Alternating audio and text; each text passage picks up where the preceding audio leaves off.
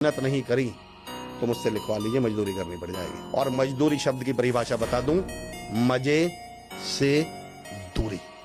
उसके बाद जिंदगी में मजे नहीं ले पाएंगे आप। मैं लिख के दे सकता हूं। अगर आज आपसे आगे बढ़ते आए हैं, ये उसका अंजाम आने वाला है। इस जग में जितने जुल्म नहीं उतने सहने की ताकत है। तानों के शोर में रहकर भी सच कहने की आदत है।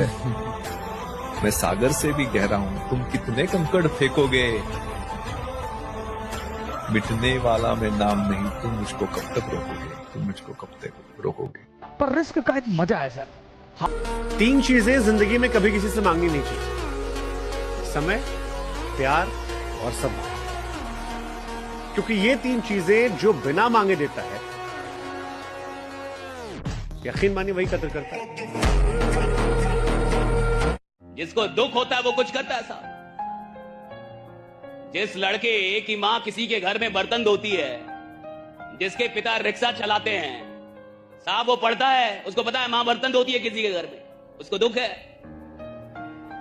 वो देखता है कि मेरी मां बर्तन धोती है 10 घरों में, वो देखता है कि मेरे पिता रिक्शा चलाते हैं, उसको दुख है, वो कुछ करेगा साहब। और अमीरों के बच्चे उधर जाके कोटा में और कई जगह उनको भेजेंगे, एसी कमरे में रखेंगे, लाखों रुपए खर्च करेंगे, नालायक बन के लौटेंगे। और वो किसी झुग्गी झोपड़ी से आईएएस बन जाता है। कैसे बनता है? दुख है। दुख बनाता है इंसान को बड़ा।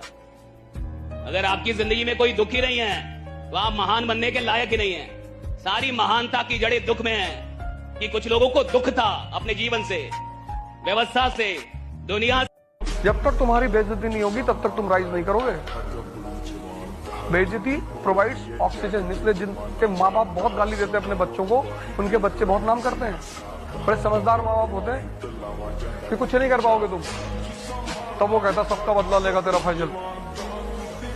जीवन में याद रखना, कभी किसी पे डिपेंडेंट या भरोसा के हिसाब से अपनी जीवन मत बिताना, क्योंकि मुश्किल की घड़ी में कोई साथ नहीं देगा। अंधेरे में खुद की परछाई छोड़ के चली जाती है।